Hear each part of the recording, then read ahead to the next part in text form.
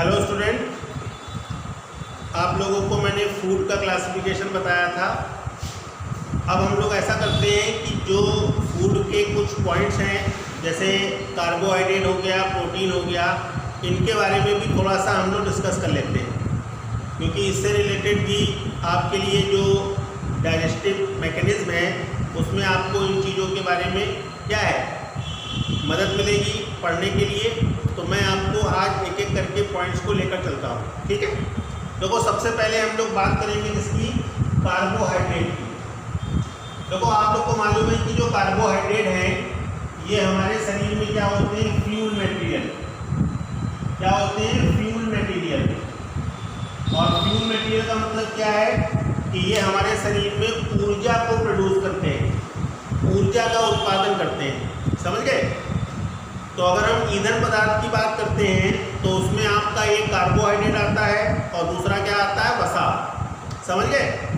अगर हम particular carbohydrate की बात करें तो ये कार्बन, हाइड्रोजन और ऑक्सीजन इसके कंपाउंड होते हैं, यौगिक होते हैं। यानी कि अगर हम कार्बोहाइड्रेट की बात करते हैं तो कार्बन, हाइड्रोजन और ऑक्सीजन ये तीन कंपोनेंट कार्बोहाइड्रेट के संयोजन में यूज होते हैं। अगर हम इन तीनों की बात करें तो कार्बन, हाइड्रोजन और ऑक्सीजन, इन तीनों का रेशियो इनके कंपाउंड में 1:2:1 होता है। जितने भी कार्बोहाइड्रेट हैं, अगर हम उसमें कार्बन, हाइड्रोजन और ऑक्सीजन का रेशियो देखें तो इनका जो रेशियो है वो 1:2:1 होता है। समझ गए? यानी कि यहाँ पर जो हाइड्रोजन और ऑक्सीजन के बीच में रेशियो है वो 2:1 होता है। और यही रेशियो आपने पढ़ा होगा वाटर में भी होता है। वाटर का फार्मूला क्या होता है? H2O, यानी कि हाइड्रोजन 2 और ऑक्सीजन 1, 2:1। तो सेम रेशियो कार्बोहाइड्रेट में होता है। अगर हम इसको सिंपली एक सूत्र के रूप में, एक फार्मूले के रूप में लिखें तो इसका जो फार्मूला है वो आपका हो जाता है CnH2 का होल n। ये इसका मूलानुपाती सूत्र होता है। इसको हम लोग केमिकल फार्मूला भी कह सकते हैं, रासायनिक सूत्र भी कह सकते हैं कार्बोहाइड्रेट के लिए, CnH2O का होल n। अब यहाँ पर जो n है, अगर हम n की बात करें तो यहाँ पर जो n है, अगर हम इसकी बात करें तो n बराबर होता है कार्बन एटम के नंबर। जो कार्बन का परमाणु है उसकी संख्या, number of carbon atom equal to n को रिप्रेजेंट करता है। समझ गए? तो कार्बन के जो नंबर हैं वो अगर हम n के साथ रख देंगे तो इसका फार्मूला इजीली क्या होता है, बन जाता है। समझ गए? तो अगर हम कार्बोहाइड्रेट की बात करते हैं तो ये कार्बन, हाइड्रोजन, ऑक्सीजन के यौगिक होते हैं। इनके बीच में 1:2:1 का रेशियो होता है और इनका जो सूत्र है वो CnH2O का होल n होता है। समझ गए? यहाँ n का मतलब होता है कार्बन, ठीक है, अणुओं की संख्या। क्लियर? बात सबकी समझ में आ गई? अब देखो, यहाँ पर अगर हम कार्बोहाइड्रेट की बात करते हैं तो कार्बोहाइड्रेट मुख्य रूप से 3 प्रकार के होते हैं। कार्बोहाइड्रेट जो होते हैं वो मेनली क्या होते हैं, 3 प्रकार के। कौन कौन से? देखो, पहला आपका होता है मोनोसैकेराइड। इसको हम लोग क्या बोलते हैं, मोनोसैकेराइड। ठीक है? देखो, मोनोसैकेराइड जो होते हैं ये सबसे सिंपलेस्ट, सबसे सरल कार्बोहाइड्रेट श्रेणी में आते हैं और इनका आगे के लिए कोई विघटन नहीं होता। यानी कि जब हम अपने एलिमेंट्री कैनाल में कोई भी कार्बोहाइड्रेट लेते हैं तो हम उसको डाइजेस्ट करके किसमें कन्वर्ट करते हैं, मोनोसैकेराइड में। तो मोनोसैकेराइड कार्बोहाइड्रेट का सबसे सिंपलेस्ट कंपाउंड होता है जो आगे के लिए डाइजेस्ट नहीं होता। मेरी बात समझ में आ रही है? ये जो पॉइंट है ये मैं आपको न्यूट्रिशन के अकॉर्डिंग ही समझा रहा हूँ, जिससे कि आपको न्यूट्रिशन का जो डाइजेशन पॉइंट है उसको जब आप पढ़ेंगे तो ये चीज़ें समझ में आ जाए। समझ गए? दूसरी बात ये है कि अगर हम मोनोसैकेराइड की बात करते हैं तो देखो, मोनोसैकेराइड जो होते हैं ये जल में सॉल्युबल होते हैं, यानी कि जल में क्या होते हैं, घुलनशील। ठीक है, डिफ्यूजिबल होते हैं यानी कि विसरणशील होते हैं, ठीक है, और स्वाद में कैसे होते हैं, मीठे। तो ये घुलनशील होते हैं, जल में घुलनशील होते हैं, विसरणशील होते हैं, और स्वाद में कैसे होते हैं, मीठे होते हैं। जब आप इसको अपने जबान पे रखते हैं तो इनका जो स्वाद है वो कैसा होता है, मीठा होता है। जल में घोलने पर ये घुल जाते हैं और ये विसरित हो सकते हैं। विसरण, डिफ्यूजन के बारे में आप लोग जानते होंगे, परासरण और विसरण, तो ये डिफ्यूज हो जाते हैं, समझ गए, अधिक घनत्व से कम घनत्व की ओर। अब अगर हम मोनोसेक्राइड के कैटेगरी यानी कि श्रेणियों की बात करें तो मोनोसेक्राइड जो होते हैं ये आपके कार्बन के अणुओं के आधार पर कई प्रकार के होते हैं। जैसे मैं आपको एक टेबल के माध्यम से इसको समझा दे रहा हूँ तो आपको समझ में अच्छी तरीके से आ जाएगा। देखो, एक चीज़ आप समझ लो कि जो मोनोसेक्राइड है इनको हम लोग अदर लैंग्वेज में क्या बोलते हैं, शुगर यानी कि शर्करा पदार्थ। और शर्करा क्यों बोलते हैं, क्योंकि ये स्वाद में कैसे होते हैं, मीठे होते हैं, समझ गए, इसीलिए इनको शर्कराएं बोलते हैं, या फिर शुगर एलिमेंट या शुगर कंपाउंड, समझ गए। अब देखो यहाँ पर अगर हम इसको क्लासिफाइड करें तो मोनोसेक्राइड जो हैं इनकी 5 श्रेणियाँ होती हैं। कौन कौन सी होती हैं, इस टेबल के माध्यम से आप समझ सकते हैं। देखो, सबसे पहले नंबर 1, इसको हम लोग बोलते हैं ट्रायोस शुगर। क्या बोलते हैं, triose sugar, triose sugar. Number of carbon atom, अगर हम नंबर ऑफ कार्बन एटम की बात करेंगे तो कितने होते हैं, 3। इसमें कार्बन के नंबर कितने होते हैं, 3। अब n बराबर कितना हो गया, n बराबर कितना हो गया, 3। तो फार्मूला अगर हम बनाना चाहें तो इस फार्मूले पर रखें तो क्या हो जाएगा, C3H6O3। इस फार्मूले पे अगर हम n बराबर 3 रख दें तो CnH2O का होल एंड पे फार्मूला क्या बनेगा, C3H6O3 बन जाएगा। क्लियर है। अगर हम एग्जाम्पल की बात करें तो इसका एग्जाम्पल हो जाएगा PGA। अब इसका पूरा नाम क्या होगा, फास्फो ग्लिसरिक एसिड। आया समझ में। फिर नंबर 2 पे आता है टेट्रोस, टेट्रोस शुगर। कार्बन के कितने हो जाएंगे, अब 4, और फार्मूला क्या बनेगा, C4H8O4, ठीक। और एग्जाम्पल क्या हो जाएगा, OAA, ऑक्सैलो एसिटिक एसिड, ठीक। फिर आते हैं नंबर 3 पे पेंटोस शुगर। कार्बन के अणु कितने होंगे, 5। फार्मूला क्या बनेगा, C5H10O5, और इसका एग्जाम्पल क्या हो जाएगा, डीऑक्सी राइबोस शुगर। आप लोग को मालूम होगा डीऑक्सी राइबोस शुगर और राइबोस शुगर ये दोनों डीएनए और आरएनए के निर्माण में भाग लेते हैं। ये पेंटोस शर्कराएं होती हैं और न्यूक्लिक एसिड डीएनए और आरएनए का जो निर्माण है उसमें यूज होती हैं। तो ये इंपॉर्टेंट शुगर होती हैं जो न्यूक्लिक अम्ल का निर्माण करती हैं। फिर हम आएंगे नंबर 4 पर, इनको क्या बोलते हैं, हेक्सोस शुगर, और इसमें कार्बन के एटम कितने होंगे, 6। फार्मूला क्या बनेगा, C6H12O6, और इसका एग्जाम्पल क्या हो जाएगा, ग्लूकोज। ग्लूकोज का नाम सबको मालूम है, ये हमारा एनर्जी कंपाउंड होता है और ये क्या है, तुरंत एनर्जी देता है। तो जितने भी कार्बोहाइड्रेट होते हैं उसको एनर्जी के लिए हम लोग ग्लूकोज में कन्वर्ट करते हैं, किसके द्वारा, डाइजेशन के द्वारा, समझ गए। एंड लास्ट में आपका नंबर 5 जो है ये क्या कहलाता है, हेप्टोज शुगर, और हेप्टोज में कार्बन नंबर कितने होंगे, 7। फार्मूला बनेगा C7H14O7, और इसका एग्जाम्पल हो जाएगा सीडोहेप्टुलेज। ये जो सीडोहेप्टुलेज है ये एक्चुअली में जो फोटोसिंथेसिस है, प्रकाश संश्लेषण की जो क्रिया है, उसमें जब फूड का निर्माण होता है, भोजन का निर्माण होता है, उसमें ये यूज़ होता है। समझ गए?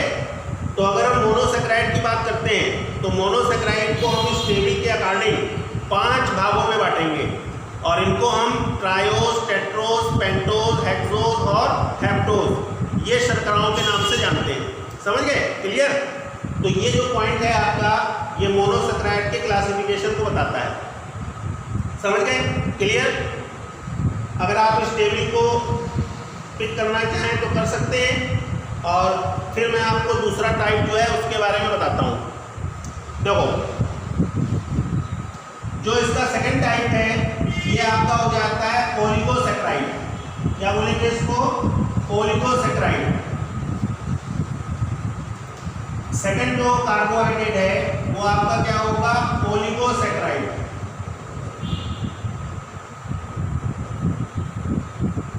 देखो, ओलिगोसेक्राइड जो होते हैं वो मोनोसेक्राइड के कॉम्बिनेशन से बनते हैं, यानी कि मोनोसेक्राइड के जो मॉलिक्यूल्स हैं वो आपस में संयोजित होकर ओलिगोसेक्राइड बनाते हैं।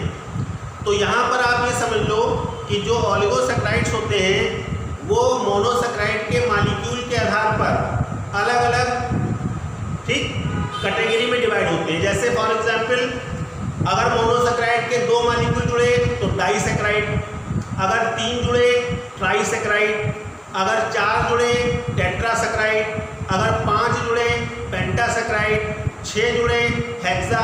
समझ गए मेरी बात? तो ऐसे करके जो मॉलिक्यूल्स हैं वो जितने ज़्यादा से ज़्यादा जुड़ते जाते हैं उनके नाम क्या होते हैं? चेंज हो जाते हैं। तो यहाँ पर आप ये समझ लो कि जो ओलिगोसेक्राइड होते हैं उसमें मोनोसेक्राइड के मिनिमम मॉलिक्यूल कितने होते हैं? 2 और मैक्सिमम कितने होते हैं? 10। मिनिमम कितने हो गए? 2 और मैक्सिमम कितने हो गए? 10। तो आप इस तरह से भी समझ सकते हो कि डाइसेक्राइड मोनोसेक्राइड के संयोजन से बनने वाले कार्बोहाइड्रेट हैं। इनके निर्माण में 2 से 10, मिनिमम 2 और maximum 10 molecule of monosaccharide combined together for by glycosidic bond, glycosidic bond के द्वारा जुड़ते हैं। समझ गए? और इस तरह से जो ओलिगोसेक्राइड हैं according to monosaccharide molecule number, इनके नेम भी क्या होते हैं? अलग अलग होते हैं। Disaccharide, trisaccharide, tetra, penta, hexa, hepta, octa, इस तरह से अलग अलग होते हैं। समझ गए मेरी बात? क्लियर है? अब देखो, जो हम लोगों के लिए जो इम्पोर्टेंट है डाइजेशन के लिए, तो वो देखो 3 होते हैं, 3। और ये तीनों जो सेक्राइड्स होते हैं डाइसेक्राइड्स होते हैं। समझ गए? और इनकी जो फॉर्मेशन होती है वो 2 मोनोसेक्राइड के मॉलिक्यूल से जुड़ने से होती है। देखो, अगर हम इसको फार्मूला लें तो देखो C6H12O6 प्लस C6H12O6, ये ग्लूकोज हो गया और ये भी क्या हो गया? ग्लूकोज।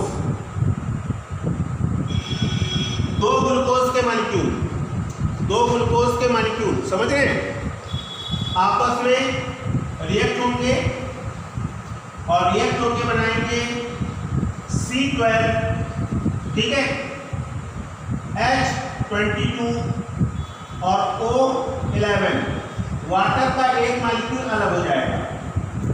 तो ये जो C12H22O11 बना, यही आपका क्या हो जाएगा? डाइसेक्राइड। और इसको हम लोग नाम क्या देंगे? माल्टोज। तो ये क्या बन जाएगा? माल्टोज। तो माल्टोज का जो निर्माण है वो 2 ग्लूकोज के मॉलिक्यूल के संयोजन से होता है। समझ गए मेरी बात? तो इस तरह से जो डाइसेक्राइड होते हैं, अगर हम न्यूट्रिशन की बात कर रहे हैं तो हमारे पास 3 डाइसेक्राइड होते हैं जो आपके न्यूट्रिशन के लिए यूज होते हैं। मैं आपको थोड़ा सा उसके बारे में बता देता हूँ शॉर्ट में। देखो, आप इसको इस तरह समझ लो तो समझ में आ जाएगा। डाइसेक्राइड 3 प्रकार के होते हैं।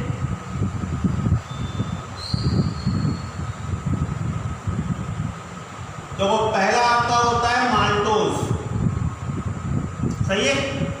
दूसरा होता है सुक्रोज और तीसरा होता है आपका लैक्टोज। माल्टोज,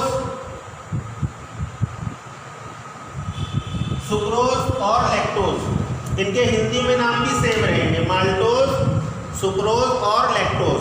समझ गए? अब देखो ध्यान से, जो माल्टोज है इसका जो कंपोजिशन है वो क्या है? ग्लूकोज प्लस ग्लूकोज, यानी कि ग्लूकोज के 2 मॉलिक्यूल से बनता है।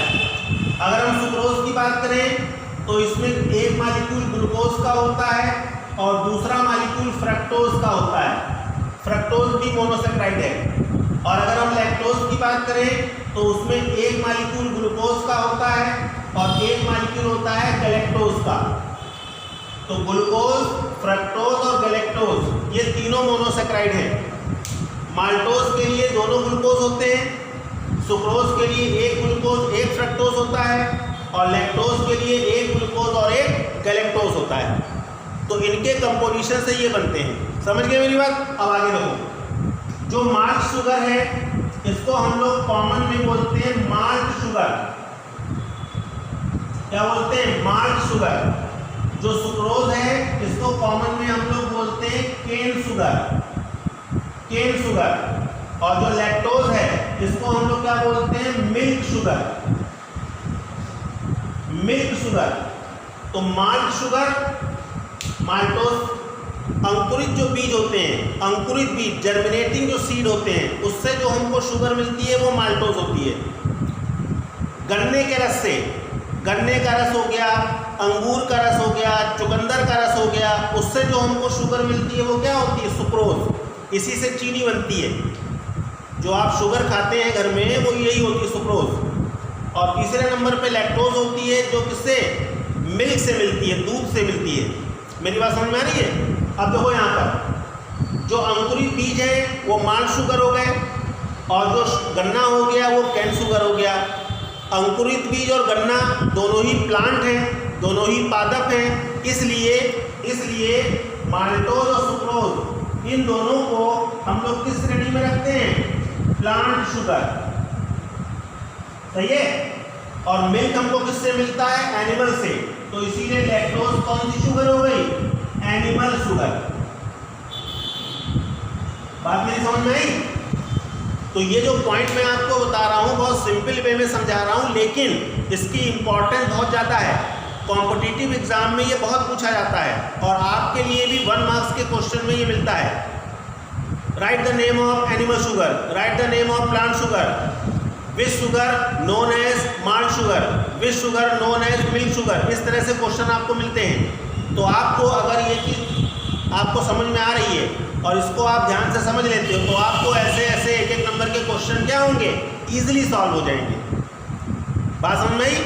तो अगर हम डाइसेक्राइड की बात करते हैं तो ये भी उसी तरह से जल में घुलनशील होते हैं, विसरणशील होते हैं और स्वाद में मीठे होते हैं। समझ गए? यानी कि soluble in water, diffusible and taste में स्वीट होते हैं, मीठे होते हैं। समझ गए? और इनकी 3 कैटेगरी होती है मेन, माल्टोज, सुक्रोज, लैक्टोज, जिसको मैंने आपको इस टेबल के माध्यम से बता दिया। Malt sugar, cane sugar, milk sugar. Malt और केन शुगर को प्लांट शुगर भी कहते हैं और मिल्क शुगर को एनिमल शुगर। जो इनका सोर्स ऑफ आप कह सकते हैं ऑर्गेनिज्म है, जहाँ से ये हमको मिल रहे हैं। तो 2 शुगर हमको प्लांट से मिलती है इसलिए प्लांट शुगर, 1 शुगर हमको एनिमल से मिलती है इसलिए एनिमल शुगर। आ गया समझ में? क्लियर? तो ये आपका हो जाता है ऑलिगोसैकेराइड, जिसके अंतर्गत डाइसैकेराइड के 3 पॉइंट ये आपके सिलेबस से इंपॉर्टेंट है। आ गई बात समझ में? अब हम लोग लास्ट बात करते हैं, नंबर 3 लास्ट पॉइंट है। इसको हम लोग क्या बोलते हैं? पॉलीसैकेराइड। ये नंबर 3 पॉइंट है, क्या बोलेंगे इसको? पॉलीसैकेराइड। Number 3 polysaccharide. पॉलीसैकेराइड देखो, पॉलीसैकेराइड जो होते हैं ये जटिल होते हैं, कॉम्प्लेक्स कंपाउंड होते हैं। और कॉम्प्लेक्स क्यों होते हैं मालूम? कॉम्प्लेक्स इसलिए होते हैं क्योंकि इसमें मोनोसैकेराइड के जो मॉलिक्यूल हैं वो हजारों की संख्या में ज्वाइंट होते हैं।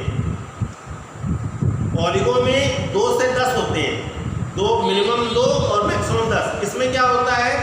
हजारों की संख्या में ज्वाइंट हो जाते हैं। तो जब हजारों की संख्या में ज्वाइंट होते हैं तो इनका जो केमिकल स्ट्रक्चर है वो कॉम्प्लेक्स हो जाता है, इसीलिए इनको जटिल कार्बोहाइड्रेट भी कहते हैं, कॉम्प्लेक्स कार्बोहाइड्रेट। ठीक है। नंबर 2, ये जल में अघुलनशील होते हैं, इनसॉल्युबल इन वाटर। ठीक, नॉट डिफ्यूजिबल, ये विसरणशील भी नहीं होते, और अगर इनको हम जवान पे रखें तो ये फीके होते हैं, यानी कि इनका जो स्वाद है वो मीठा भी नहीं होता। तो स्वाद में फीके होते हैं, अविसरणशील होते हैं, और जल में अघुलनशील होते हैं। Insoluble in water, indiffusible and tasteless, इनका टेस्ट नहीं होता है। समझ गए मेरी बात? क्लियर? अगर हम इसके एग्जाम्पल की बात करें तो देखो, इसके एग्जाम्पल में आप लोगों ने नाम सुने होंगे, इसमें नाम सुने होंगे। एक आपका हो गया स्टार्च, स्टार्च को हम लोग क्या बोलते हैं? मंड। एक क्या हो गया? ग्लाइकोजन, इसको हम लोग एनिमल स्टार्च बोलते हैं, एनिमल स्टार्च। जंतुमंड, जंतुमंड। और एक आपका हो गया काइटिन, काइटिन। तो ये जो मैंने आपको एग्जाम्पल बताए, ये सारे के सारे एग्जाम्पल जो हैं वो पॉलीसेकेराइड से संबंधित हैं। मंड के बारे में आप लोग जानते हैं, स्टार्च, पोटैटो है, राइस है, इसमें मंड होता है, और ये प्लांट से रिलेटेड होता है। समझ गए? और ग्लाइकोजन की अगर हम बात करें तो ये जो एनिमल्स हैं उनमें स्टोरेज फूड के रूप में होता है, रिजर्व फूड के रूप में होता है, और इसीलिए इसको जंतुमंड या एनिमल स्टार्च के नाम से जानते हैं। और जो काइटिन है, ये आपने देखा होगा, कॉकरोच हो गया, उसके ऊपर ब्राउन कलर की जो कवरिंग होती है, उसका जो सुरक्षात्मक कवच होता है वो काइटिन का बना होता है। आया समझ में? तो इस तरह से जो पॉलीसेकेराइड होते हैं वो काफ़ी कॉम्प्लेक्स होते हैं, और अगर हम इसको अपने न्यूट्रिशन के अकॉर्डिंग देखें तो इसके मेन आपके ये 3 एग्जाम्पल होते हैं, स्टार्च, ग्लाइकोजन और काइटिन। आ गया समझ में? क्लियर? तो इस तरह से अगर हम कार्बोहाइड्रेट की बात करते हैं तो इनमें जो कॉमन चीज़ें हैं वो क्या हैं? जैसे ये ईंधन पदार्थ होते हैं, फ्यूल मटेरियल होते हैं, ये हमारे शरीर में जो न्यूक्लिक अम्ल है, DNA, RNA, उनके निर्माण में सहायक होते हैं या उनका निर्माण करते हैं। ठीक। नंबर 3, ये हमारे शरीर में आरक्षित ईंधन के रूप में, रिजर्व फूड मटेरियल के रूप में पाए जाते हैं, जैसे कि ग्लाइकोजन।